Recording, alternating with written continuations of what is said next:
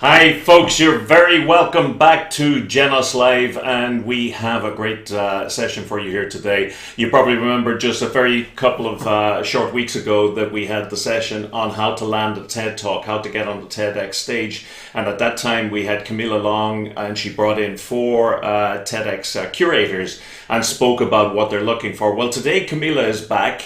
Really tapping into her expertise and talking to you about how do you prepare your TED Talk, or indeed any sort of signature talk, because everybody should have a signature talk, that go-to piece that they deliver that shows the best of them, their expertise, what they can do, and so on. So going to be a really packed, very practical session here today. Let me get out of the way of this just for a moment, because I forgot that was up there, that I was going to be standing in the way. Camilla's organization, Bespoke Communications, delivers a course called Speak Easy, and she's going to touch on to a couple of the topics from that here today. If you want to learn more about the full program, just scan your camera over the QR code and it'll get you that information, and we'll get you that link into the chat as well, and we'll give that back to you at the end of the session as well.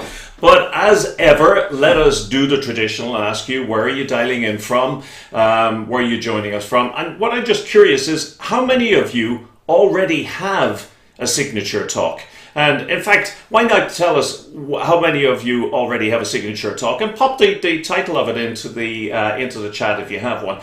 Because again, whether you have one or not, this is going to be a great opportunity to hone the message that you should be putting on front of people about yourself. So I'm going to we're going to bring Aoife in a couple of moments, and she'll share some of that with us.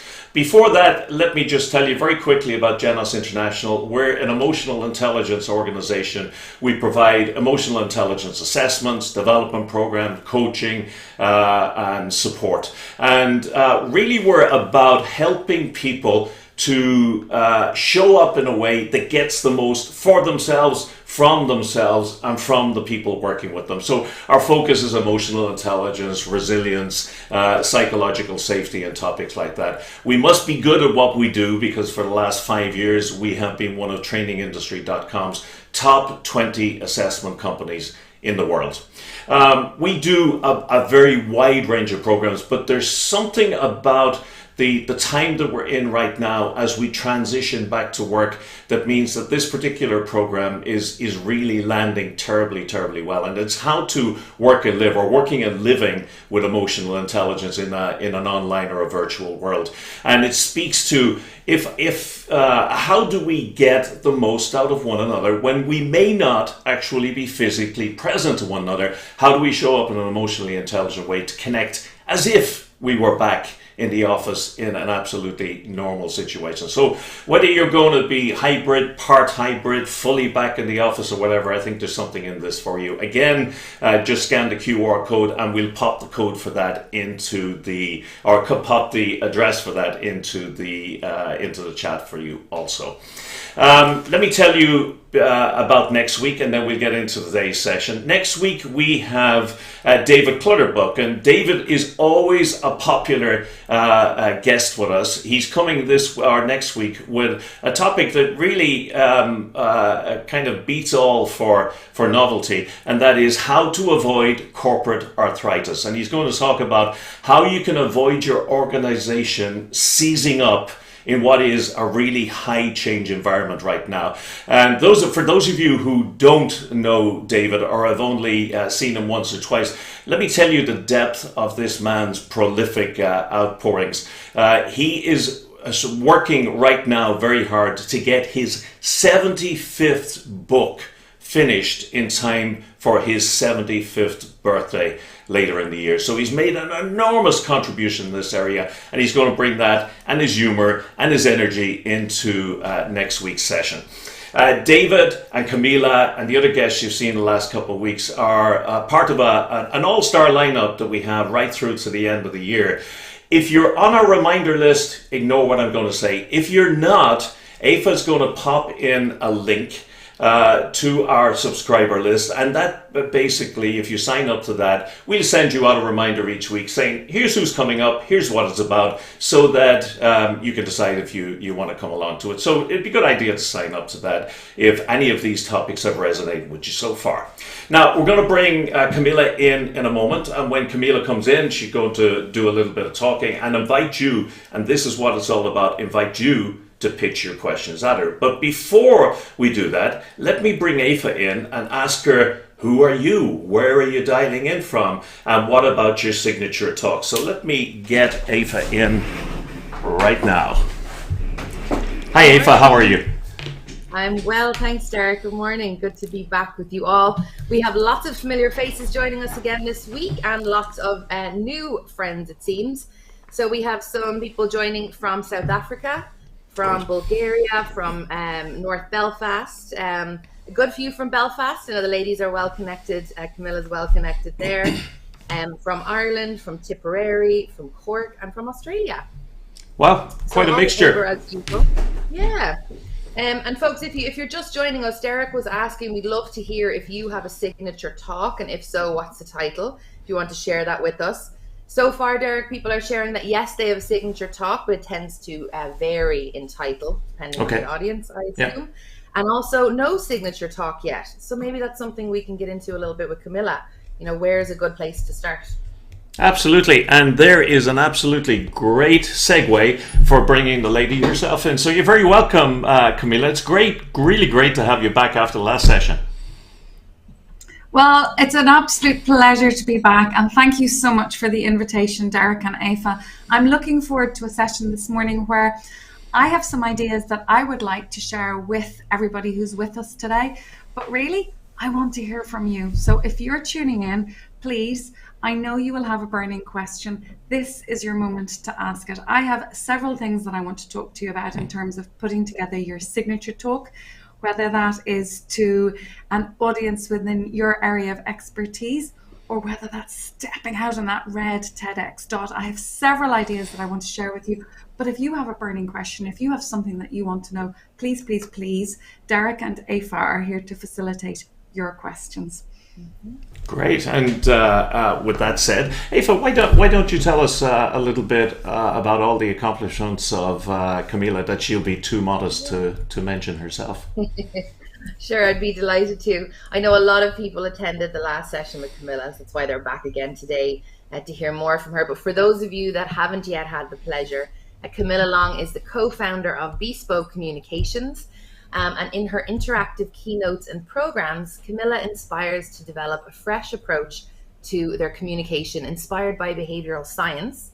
She personally coaches business leaders and senior executives in public speaking through her company's Speak Easy public speaking course. And we'll make sure you have the link for that here shortly. Camilla and her business partner, Sarah Travers, have been the public speaking partners to TEDx Stormont for many years and have supported a further dozen TEDx events all throughout the UK and Ireland, and they have coached over 100 TEDx speakers. And Camilla is looking forward to delivering her first TEDx talk in June this year. Is that correct, Camilla? You're absolutely right, Aoife. It's coming up very soon. That's exciting. How's the prep going as the teacher? You know? Terrible. It's terrible, but it isn't that far. Oh, it's exciting. Well, we look forward to seeing it. I'll be here behind the scenes monitoring the chat and the questions, and so I'll give a wave when we have some questions. So thanks for being here. Personally, so excited to hear your session today. And just on that point, thank you very much, Aoife.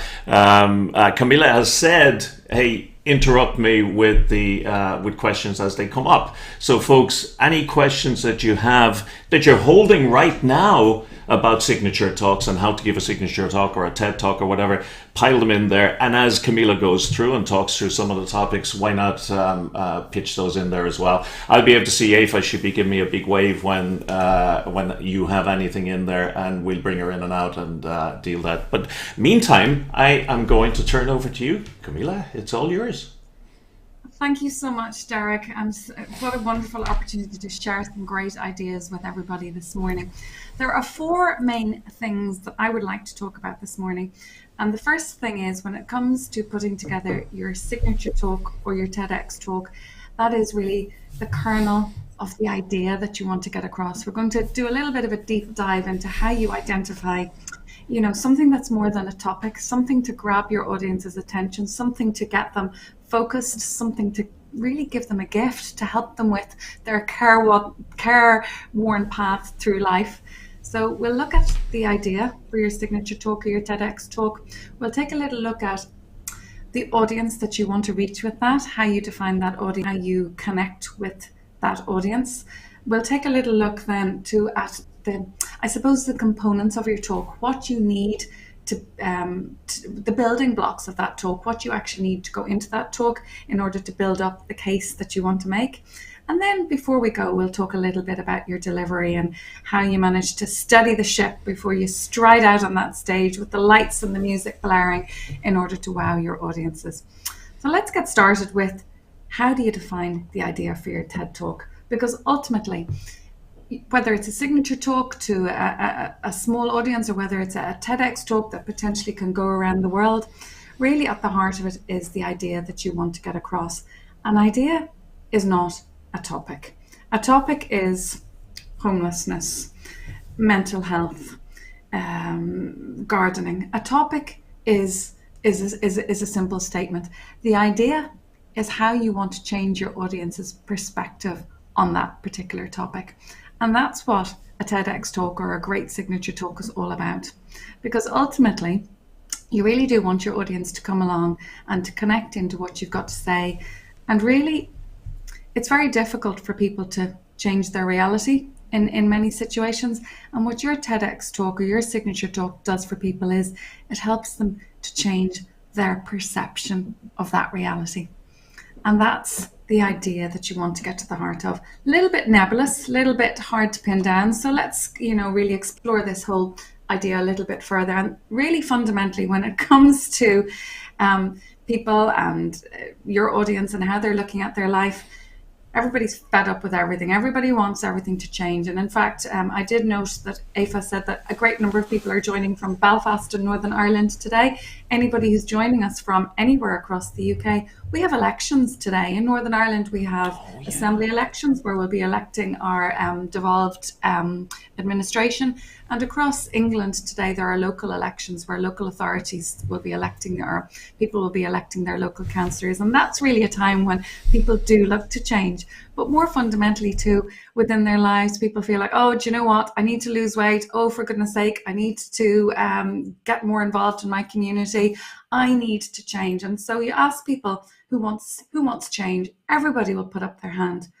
But fundamentally, the reality is when you ask the second question, who wants to change, that's where it's hard. Because at the core of change is ingrained patterns of behavior. It's habits. Anybody here who's a reformed smoker will know how difficult it is to change the habits of a lifetime. So that's where your idea comes in.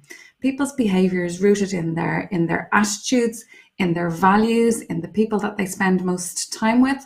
And what your idea is there to do is to give them a little bit of a germ, a little bit of a nugget to help them to change their perspective on the thing that they want to change, on the behavior that they want to change, on perhaps the mental attitude that they want to change. And what you're trying to do with your TED Talk is one of two things. Either you're delivering them a gift, you're saying to them, look, due to my unique perspective on this idea, here are my learnings, and here are things that have helped me in my life, and this is what I'm giving to you today.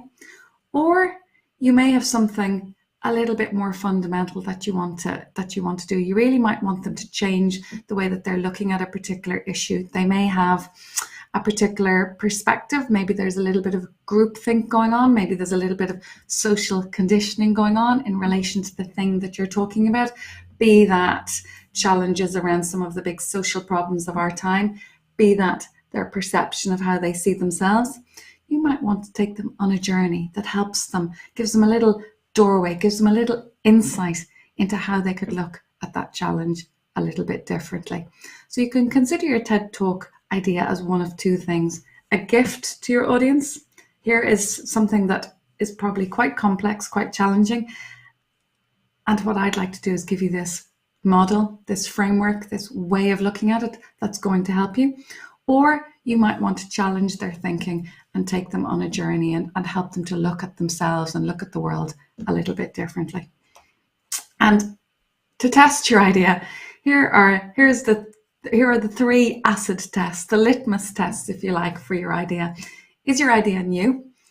Well, let's face it, that is a challenge. Short of perhaps being a researcher in an academic institution in a university whose job it is to create new ideas, or somebody working at the forefront of research and development, for most of us, the ideas and the things that we talk about, they've been done before. But what you do have is your unique perspective on that, your path through life. Because of the way that you tackled that issue, you've learned something new, you've realized something different, and that's the perspective that you perhaps want to share with your audience. If you're talking about, I don't know, I've spoken with a number of people over the last 6 months, and certainly anxiety and mental health and some of those challenges that people are grappling with seem to have been exacerbated post-pandemic. And I've spoken to people for whom this is not new. This is something we've been talking about for a very, very long time. But people who are, some of the speakers that I've worked with have actually found a new way of cutting through the fog of all of that. And that's what they want to share with their audience. So your perspective is perhaps what's new. Is my idea interesting? Well, all of our ideas are ultimately totally fascinating to ourselves, but the challenge there is, if you can synopsize your idea in a short sentence or a phrase, or if you've a brief conversation with somebody, as you're standing talking to them, do their eyes glaze over? Now, you've got to be honest with yourself about this one. And sometimes it may not be that the idea you're talking about in its own right is the challenge. It may just be the angle that you're taking on that idea. But is this something that's got universal appeal? Are you taking something that's deeply personal and making it into an idea that can become more universal? So that is worth having a conversation with a number of different people to understand how they view your idea. And certainly for folks who are perhaps working in a more academic sphere, there are lots and lots of areas there where we've got inch wide, mile deep expertise, and that some of those ideas are of total fascination to people working in that area. But outside of that, their applicability to the rest of the world, you know, a little bit of thought needs to go into making that a universal idea that will be interesting to a wider audience. So is your idea new? Is it interesting? And then this little bit is not about dashing anybody's hopes or bringing anybody down to earth, but if I am sharing an idea with you, is there a takeaway? Is there something that I can walk away with that's simple, easy to digest, easy to understand, that I can apply, if not immediately to my life, something that I can reflect on and help me to make my life a little bit easier? If you're telling me that all of us can, you know, take a rocket ship to Mars tomorrow morning, I'm not so sure that that's going to be an idea that will make the most universal of TED Talks. However, if you can tell us that there are steps that we can take to explore our universe, or resources that we can use to get a better understanding of that wider universe out there, that's something that's accessible to us all. And in many ways, TED.com, the platform upon which all of these wonderful TED ideas are hosted, is an example of this. Because prior to Chris Anderson taking over the current TED franchise, Chris Anderson is the owner of the TED franchise. He bought it, probably going back 15 years ago. And prior to that, TED was a very exclusive conference that took place predominantly on the West Coast of the United States, and was full of thought leadership and wonderful ideas delivered to an audience, a very exclusive audience of wealthy individuals who could afford the $5,000 ticket to the conference. And when Chris Anderson took over the TED.com franchise, he decided this was something that needed to be democratized. So people still pay for tickets to the large TED.com conference and still pay several $1,000s to attend, but each and every speaker, each and every amazing thought leader that stands on that stage is then broadcast for free to anybody with an internet connection. So there's an example of something that was probably not achievable, not realistic, until somebody like Chris Anderson came along and had an idea to make that accessible to all. So testing your idea. And this is something that, this is the heart of your talk. this is something that needs to have a little bit of time and energy devoted into it before you rush off and start to develop your talk. But actually, you'll find that you keep coming back. As you develop out your talk, you may find that the idea needs to get refined a little bit. As you're delivering your talk, it's not quite landing, or people are taking up the wrong message. So coming back all the time to the core of what it is that you want to deliver to your audience, what it is that you want to get across, is what's going to make for an amazing signature talk or TEDx talk.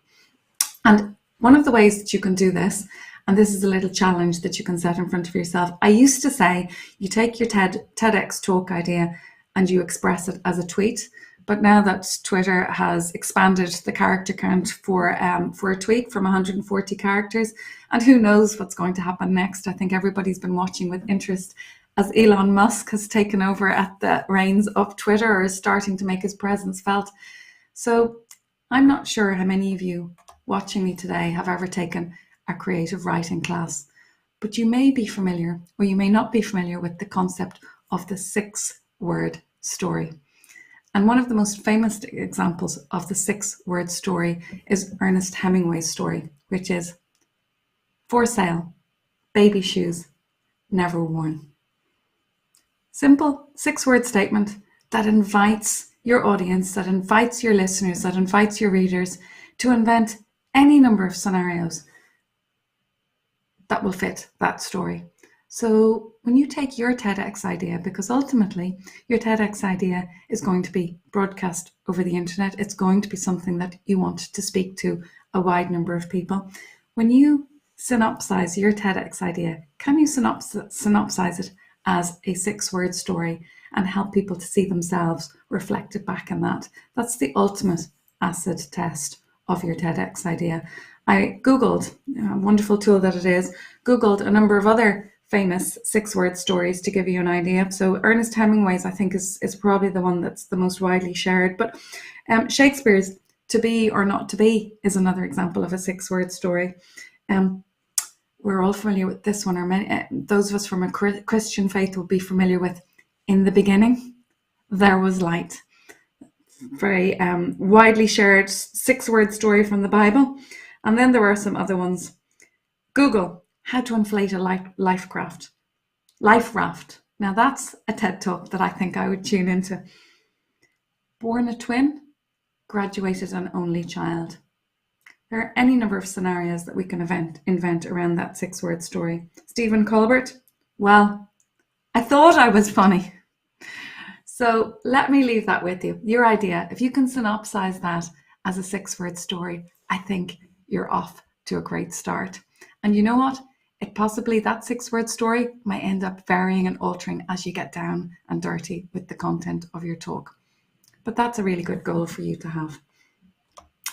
Let me just hop in there for a second, if I may, Camilla, because I see that the chat is lighting up there. And I'll bring Aoife back in, because I think you've already prompted a couple of questions there. Oh, sorry, Aoife, you... Sorry, that's me. There we go. Doing. Thank you, Camilla. So just while you were on that point, we did have a question in earlier on Facebook from Mary, and I think this would be helpful to add here. I personally have been through this myself when I'm, practicing a session. In creating your talk, who would you run it by? Because, sometimes family can tend to be a little biased or maybe extra supportive. So, when you're coaching your TEDx speakers, who do you suggest they run their talk by? It's such a great question. Yeah. I think family is definitely a place that you can start with your talk. However, if anybody in the audience has a mum who's like mine, I think I could literally stand on my head and, I don't know, speak in 4 tongues, and she would tell me it was the best talk that she had ever heard. Yeah. So family are a good place to start, because they will mostly tolerate you and put up with you. But here's the thing, not all feedback is created equal, as Mary has said. And a great little thing for you to do is to deliver your talk, take the criticism or the praise, because actually everybody has a perspective. Oh gosh, don't be saying that. Don't be telling that story. Oh, don't be wearing blue, wear red. Oh, tie your hair up, don't tie your... Everybody will have conflicting advice. So probably for you, what's really helpful to do is to ask at the end of your talk delivery, What's the 6-word story that you took from my talk? What's the key message that you heard from my talk? What's the idea that you heard? Every single speaker that I've ever coached, I've given them that advice, and actually, inevitably, in about 50% of the cases, they will go away, deliver their talk to 2 or 3 people, and then come back and go, I got 2 or 3 messages back. How do I refine it down? And 2 of them were not the message that I intended to convey. How do I refine it down so that actually what I want to say is what people hear? So finding people who will be tolerant of you and willing to give you their time is great, but asking them the key message. And here's the rub. You can ask them immediately after you've given your talk what they think the key message is that they heard. But actually, find a reason to just phone them up, trip over them, bump into them on the street a week after you gave them your talk, and just casually drop into the conversation. Hey, that talk that I gave to you last week, do you remember what it's about? Wow. And see what they say. That's a great test. Yeah. Yeah. So thanks, Mary, for bringing that up. Actually, the very next point that I'm going to make will probably speak to this a little bit as well in terms of defining your audience. Aoife, were there any more questions at this stage? Or I keep speaking across you, Aoife, apologies. Are there any more questions at this stage? I have 1 or 2 more that I think we can keep going, and I'll come to those towards the end because I expect that more people will be asking around dealing with nerves and messing up on the spot. So oh gosh, I've got loads on that. Don't worry. Don't worry. I can tell you about that. Okay, here we go. Your audience is the next place that I'd like to go, and this does follow on beautifully from Mary's question around who you should ask to, or who you should rehearse your talk with. But really, when you're defining your audience, a TEDx talk is universal in a way that sometimes a signature talk is not. Sometimes a signature talk is intended for quite a specific audience. But in terms of a TEDx talk, in this particular instance, that little array of yellow ducks really represents the world. It represents the 6 billion people that you could potentially reach with your talk. And you can slice and dice that. You can segment that whichever way you like in accordance with experiences that people have had, their gender, their age. You can look at it in so many different ways depending on how you want to look at your audience. And I'm not going to say that there's a right way or a wrong way. It's about your idea and who it is that you want to connect with. But what I will say is sometimes in the case of a TEDx talk where you're perhaps challenging an accepted idea or challenging groupthink or challenging the way that people just accept the world, sometimes there is a core audience that you need to influence with that. So in other words, the people who will fundamentally disagree with what you've got to say, and honing in on that blue duck, the people who may not be in agreement with your idea, is a really good place for you to start with the audience for your TEDx talk. In terms of your signature talk, actually, that's probably a little bit simpler because very often a signature talk is being delivered to, I don't know, people in your specific industry, or if you're joining me from a community group, it may well be stakeholders within your community, or if you're a figure from public life, it may well be the audiences that you need to influence with your policies. So for a signature talk, defining that blue duck is probably a little bit simpler. But for your TEDx talk, although you are looking at something that you want to reach a wide number of people, actually getting really clear on specifically the core people who you want to influence most is a really good place to start. And then that brings me back to Mary's question.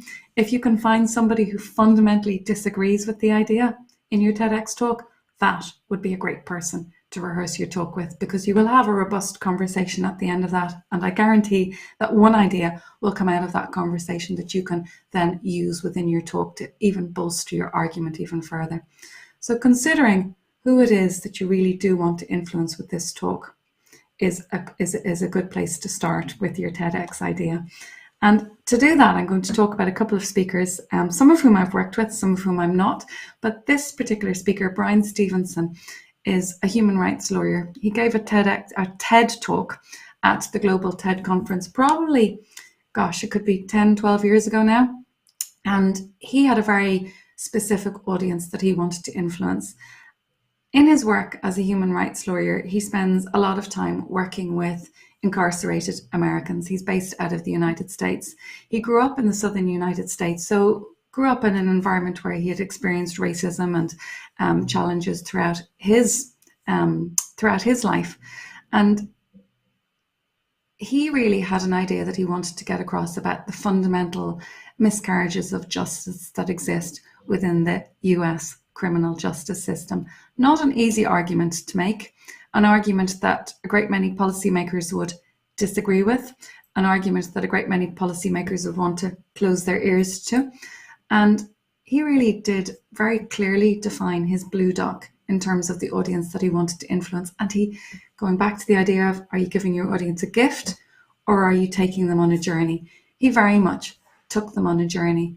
And in order to persuade people and influence people, he started with the personal and ended with the universal. A really wonderful example of an 18-minute TED Talk, one of the oldies and the goodies, one of those longer TEDx talks. So a fabulous masterclass in how to bring an audience with you on an unpopular idea, or a fabulous masterclass in how to challenge groupthink or challenge accepted practice in a respectful way that gets people who don't agree with you to open their ears to what you've got to say. And in the current world that we exist in, which ultimately we can see a lot of polarization happening in our society if we choose to look there, and you may find that your idea is deeply unpopular with people who don't share your beliefs, Brian Stevenson will help you to give you some ideas to take people on that journey and to help them to challenge their own perceptions. Closer to home, and it's one that saddens me to even talk about, but a really wonderful example of a TEDx talk that does this is the TEDx talk by the late Lyra McKee, who sadly lost her life during a riot in Derry at Easter time 2 years ago. Lyra's talk really helps to challenge the idea of helps to bring people into the idea of supporting LGBTQ rights and helping people to understand, helping people to see inside the head of people who may not be like them.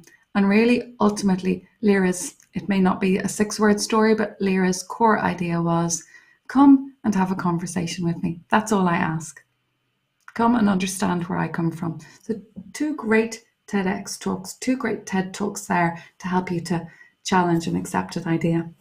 Another wonderful TEDx talk that to this day I use with my clients was Derek's TED Talk. And this was a talk that really was all about giving his audience a gift. Derek McCann stood on the red dot at TEDx Cookstown, probably going back 18 months ago. The pandemic was raging.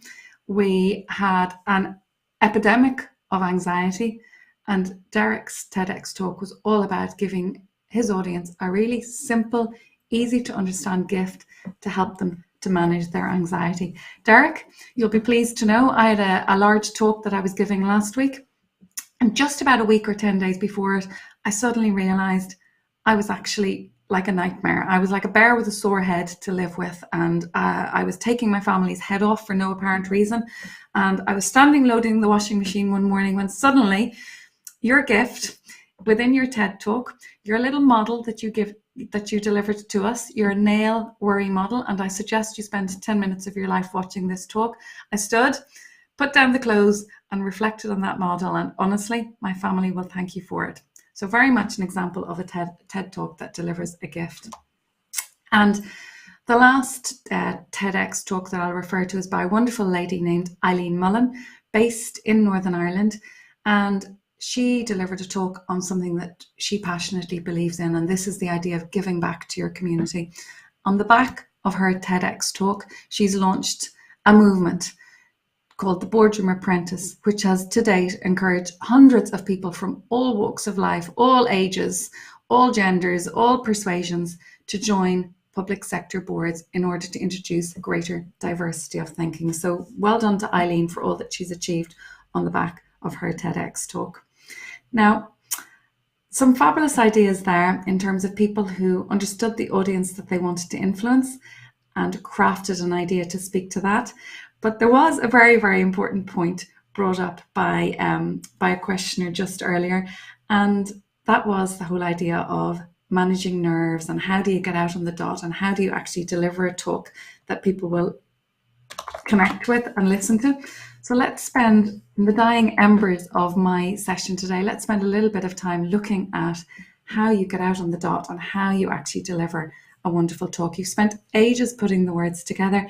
How do you make sure that your speaker presence backs those words up? And before I launch into this, I will go back to Derek and Aoife and ask, are there any questions that I should be answering at this stage?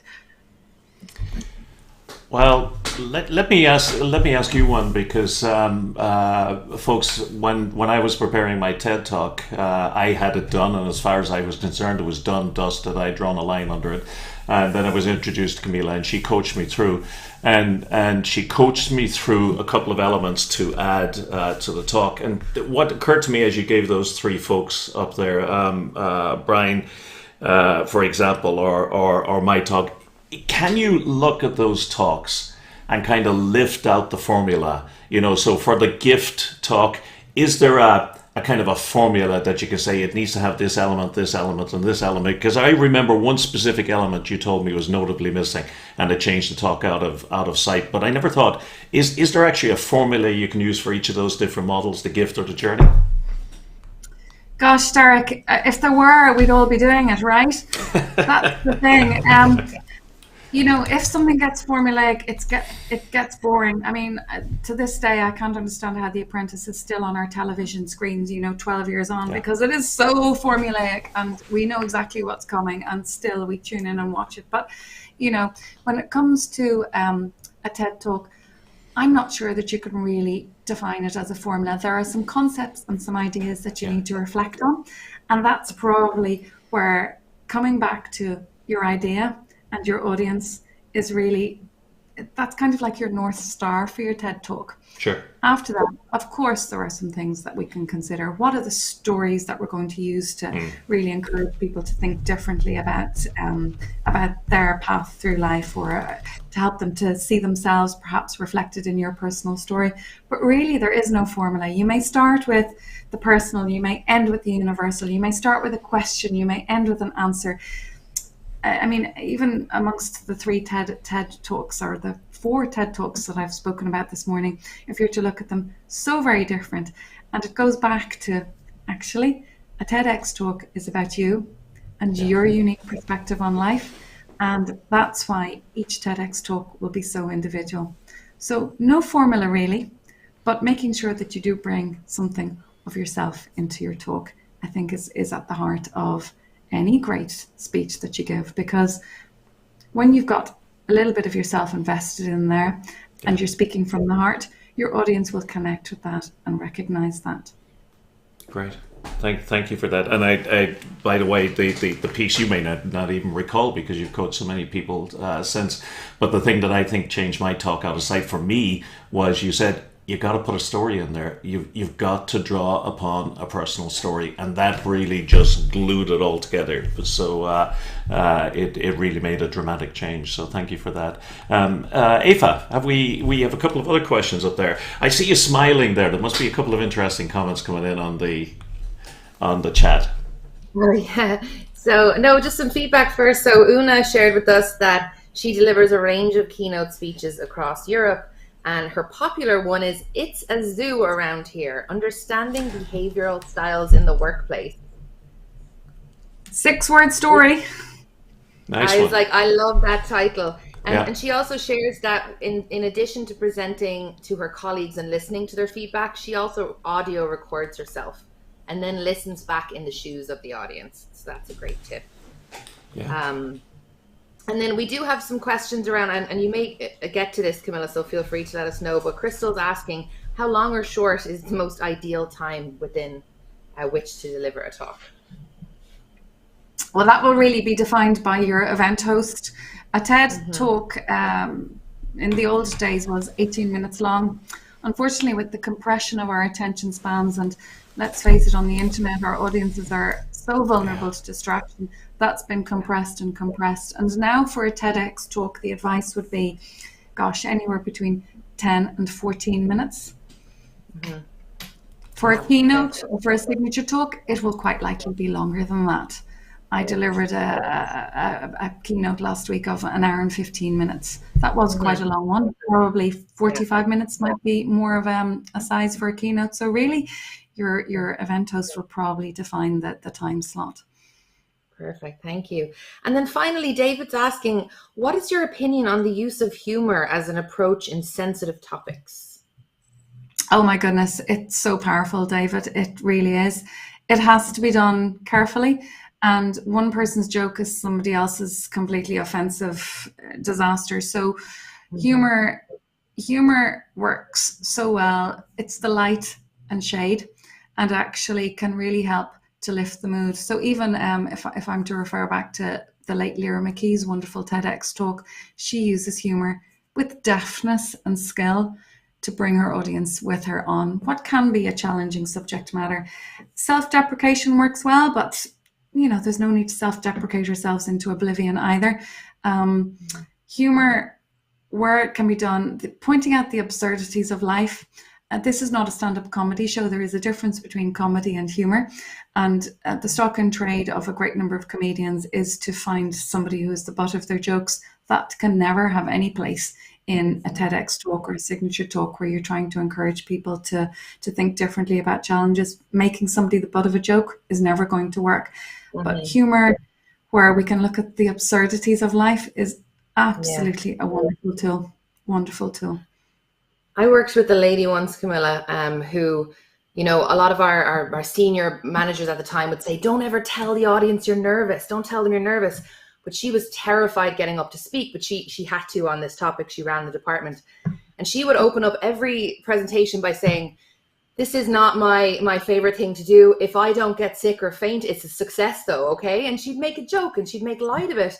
And that made her feel a lot more comfortable in the moment. So once she called out, her nerves and whatever else, because these weren't essentially customers, they were people at work and everything else. They wanted to see her succeed. That really helped her inject. And she refused. She said, I will never not admit my nerves because it makes me feel good. Well, that is somebody who is stepping into her own shoes, and you've got to respect that. And you're absolutely right. If you can start with a moment of levity, well, your audience is going to love you for that. Yeah, exactly. Yeah. Well, thank you. I think that is all we have for now, Camilla. So I'll let you get back to it. Great. Thanks, Aoife. You can give me a wave if anybody else comes in. Thank you.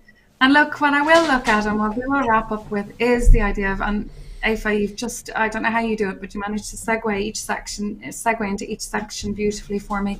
We will take a little look at the idea of your delivery and how to manage those nerves. And, what I will say about nerves is I will never do a talk. This morning, I was nervous. I deliver talks. Some days I could deliver 3 talks to different audiences. I will be nervous about every single one. And I think it's important to harness those nerves, to acknowledge those nerves, to recognize that they're there and find a way for you to manage those nerves so that they don't take over your life. Because actually, the nerves going into a talk show that you care, that you want your audience to connect with you, that your words matter. And I feel that the day that I don't have nerves going into a talk is the day that I will just be far too relaxed and will fail to make that connection with my audience. Nerves are perfectly natural. They're perfectly appropriate as part of the speaking process. This, after all, is something that we're stepping up to do. But sometimes it's about finding ways of reframing those nerves. So, for example, a week and a half ago when I was standing at the washing machine, absolutely beside myself with what I didn't even recognize was anxiety, I needed to turn around and say to myself, you're anxious about this event that's coming up. This is an amazing opportunity for you to get out in front of an audience who you really want to influence with your words, who you've got things to say that will help them, that will support them. And that is an opportunity for me, for this is me doing my self-talk. This is an opportunity for you to build your reputation. So get over yourself, put a smile on your face and step out there and own it. So when those nerves or that anxiety had taken over my life to the extent that it was affecting my relationships with my family, that's when I needed to stop and take stock and recognize there's something going on here that's not good. But those performance nerves, actually harness them, reframe them, and use them to help you to give a great performance. That's absolutely what I can say about that. And there are a couple of things we can do to help us with that. And one of the things that I would say is hugely important to think about is our breathing techniques. And I did notice on your stellar lineup of speakers, my goodness me, what an amazing panel of experts that you're bringing to your audiences, Derek and Aoife. I did notice that Patrick McKeown appeared on there. And Patrick is a master of Buteyko breathing, which is one particular breathing style. There are any number of breathing techniques that you can use to help you to calm the anxiety, to calm your nerves, to help you to regulate your emotional state. Because actually, that threshold anxiety, and Aoife referred to her manager as feeling that threshold anxiety. It's the anxiety that I when you're about to step out in front of an audience where, oh my goodness, the legs are buckling, the heart is going at 90 miles an hour, and you're thinking, why did I sign up to do this? Actually, having a little breathing technique in your back pocket can help you to take those emotions that are flying around all over the place, that anxiety that's going absolutely crazy. Those breathing techniques can help you to regulate that, to just bring those emotions down. I think it's a little bit like, I always describe it as being a little bit like, you know, those snow globes that you see at Christmas time. You've got Santa in his sleigh, and you shake the snow globe and the snow goes all over the place. I think that's what it can be like with your nerves and with your emotions, just as you're about to step onto the stage. And what your breathing techniques do is they just bring all of that snow to the bottom of the snow globe. So it's lying there nice and calm at the bottom of the snow globe. And when you're in a state of concentration, clarity, and calm, you're in a state where you're ready to give your best self to your audience. And so there are a couple of very short, quick breathing techniques that I can describe to you. And there are a number of much more involved breathing techniques that you can use to help you to perhaps regulate your emotions in advance of the event. But one very, very quick one that I will introduce to you today, and if you're not familiar with it, please do use it. And actually this works for you when perhaps you're sitting in a meeting and things are going on in the meeting and you're thinking, I'm actually going to explode here. I cannot believe they're saying these things.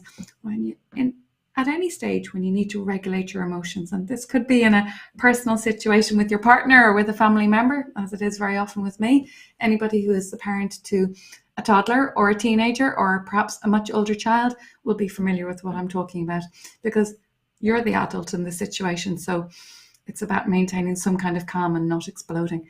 This short little box breathing technique, honestly, use it. It will save your life on so many occasions, speaking personally about this. And it's very simple. Breathe in for 4 seconds, hold for 4 seconds, breathe out for 4 seconds. It's a symmetrical little breathing technique that you can use. And it's amazing how it just buys you the time. It saturates your blood with oxygen. It sends that oxygen shot to your brain and helps to regulate your emotional state. In for 4, out, hold for 4, out for 4. That's all you need to do, and you can do that really unobtrusively. You can be sitting beside somebody in a meeting and they wouldn't even notice that you're doing it. And especially now that we're finding ourselves in these hybrid and virtual working environments, it's even more powerful. So that is a very simple breathing technique that you can use. It's like kind of like a shot in the arm. It's kind of like a quick adrenaline shot, just to get you into that state of calm when you need it most. So folks, that is really a very quick whistle-stop tour of how to define your idea, how to identify the audience that you need to influence, some of the building blocks of a great TED Talk, and some of the things that you can do to make sure that your delivery is powerful, assured, and in control on the day. I'm wide open to your questions, and I'd like to thank you very much for joining me on this journey. And should any of you have any inquiries, or if any of you in the audience have a signature talk that you're wanting to work out, look, I run an entire program to support you with that. But equally, I am so happy to have a virtual coffee with you to chat things through and to perhaps give you some ideas that may well unlock some of those challenges that you're having with developing that future talk. Great. Thank you very much for that, Camilla. And I personally haven't been coached by Camilla and Sarah, can speak to the usefulness, regardless how much experience you have or how well together you have things. Having somebody who's seen hundreds of these talks and coached people on them come in and take a look at your talk, it just gives you a fresh perspective. And we'll put up the link for that again in a few moments for the speakeasy problem. Can I throw something at you? And it's almost, again, it's a personal question. Apologies for this, but I think some people will share it. But in the middle of my TED talk, I choked. And for about 7 seconds, it's a long story. There was no water, my mouth was drying out, and I choked, and I just could not remember where I was. And it was just blank. There was just nothing there. How would you handle that, or how would you suggest somebody else handle it? And I'd just be curious, folks, if that's ever happened to you, pop it into the chat and Aoife will share it with us. But how would you handle that, Camilla? I would love to hear from everybody at home or everybody joining us as to how many times that has happened, because it happens to all of us. I've seen people who, I remember seeing a speaker once who I think he has spoken in front of 1.2 million people, wow, delivered keynotes over the course of 20 years. And it was a small, intimate audience. There might have been 15 of us in the audience.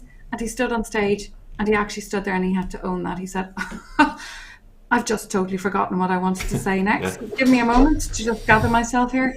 And then off he went. It happens to all of us. And certainly for me, now that I've come to a certain age and stage in my life, the old memory is not quite what it was. Yeah. And it absolutely happens to me.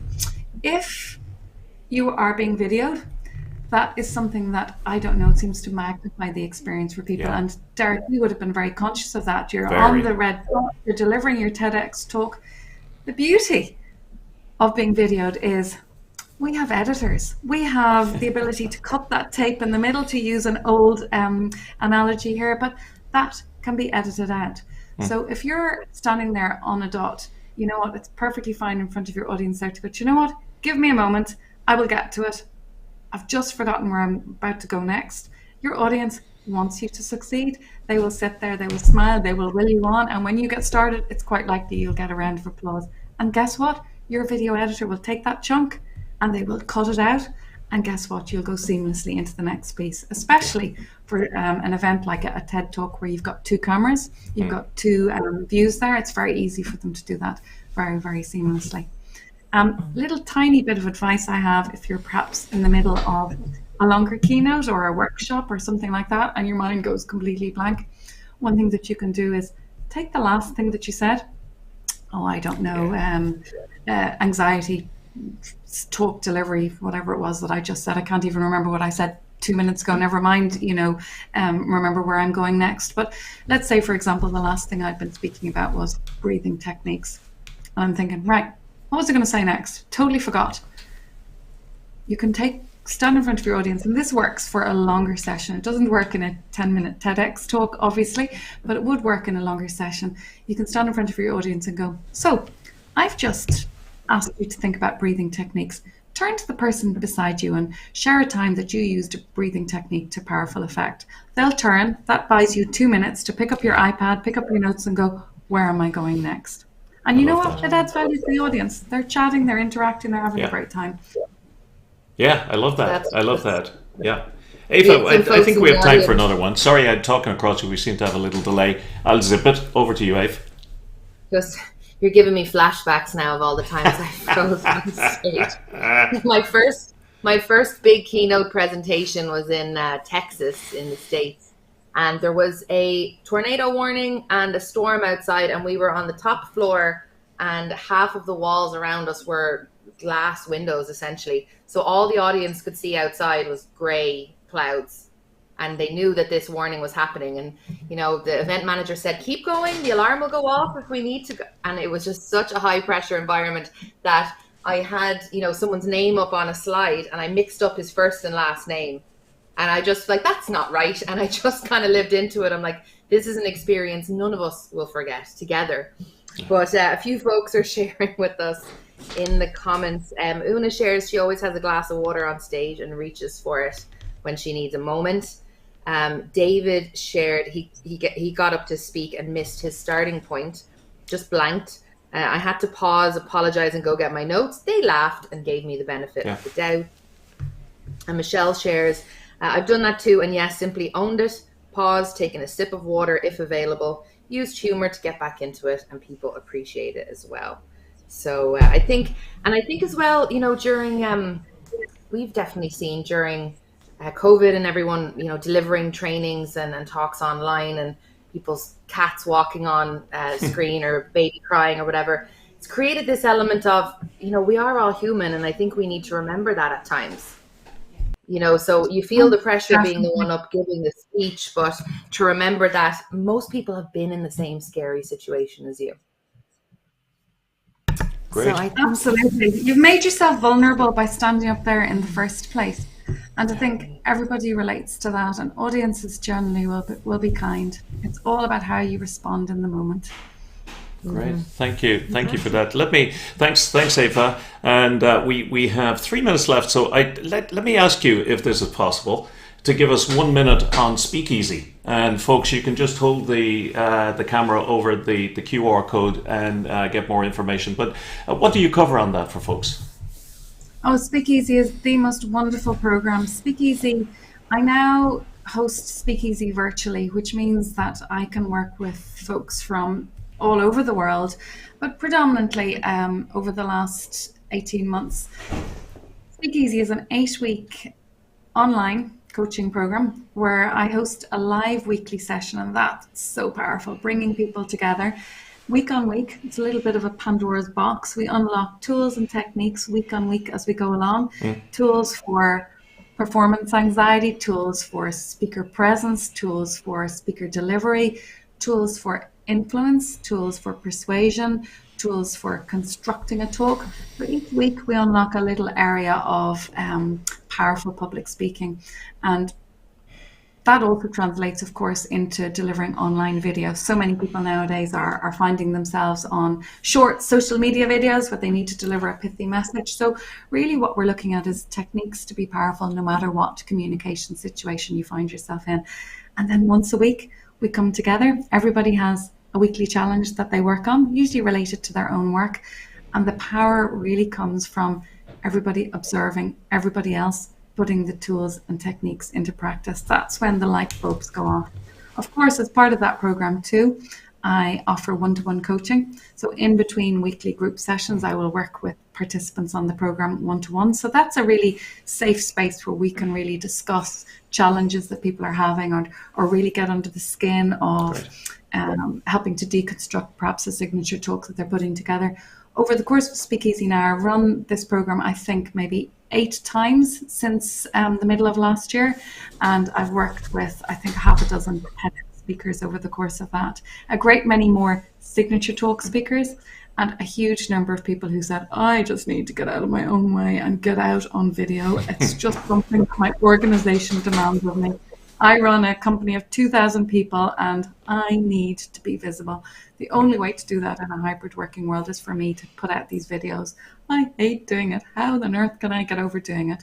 And that's the journey that I've taken a number of people on. It's a really wonderful program. The safety that builds up between people on that program over the course of the 8 weeks is really, really powerful, and some really, really lovely relationships develop as a result of it. Well, thank you very much for that, Camilla, and thanks for giving us a second gift of your time on this session. The first one being a week or 2 ago. Don't disappear, folks. I hope you can hang around behind the scenes there for a moment, just so we can formally thank you, Camilla. But meantime, let me see. I have about a minute to say goodbye to these folks, so let me go and do that. Yeah. Okay, so folks, another great session, really great session. I took so much from that myself. There are a couple of things that I took notes on. I thought, I'm always learning, thank God. Next week, David Clutterbuck. Those of you who know him, he is not only deeply intelligent around this topic, but he's a fantastic character to work with. So looking forward to hear him on this topic of how to avoid corporate arthritis. So with that said, thank you very much for being here this week. Oh, listen, the final thing, pop it in. If you're still there, pop it into the chat. If you'd be interested in a a breathing program run as part of Genos Live at no cost. Just pop it in, because Camilla mentioned breathing as a way of controlling anxiety. If that's something that would interest you, pop it in there, because it's something we'd be talking about. And if we get sufficient number of hands going up, we'll do that. So on that word, let me once more say goodbye to Camilla. Thank her very much for the wonderful contribution, and thank you for your time. We will see you next week, please God. Take care.